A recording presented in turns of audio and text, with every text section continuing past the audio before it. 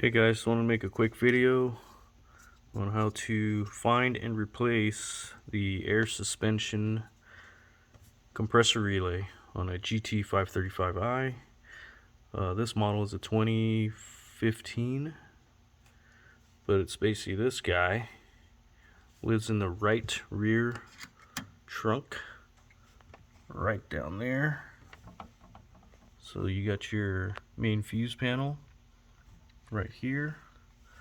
And in order to get access to that, you have to remove this panel right here. That just pops right off. And then there's this other panel that goes right there. There's a couple screws and clips, not too hard. Pop that off. And you gain access to that little guy there.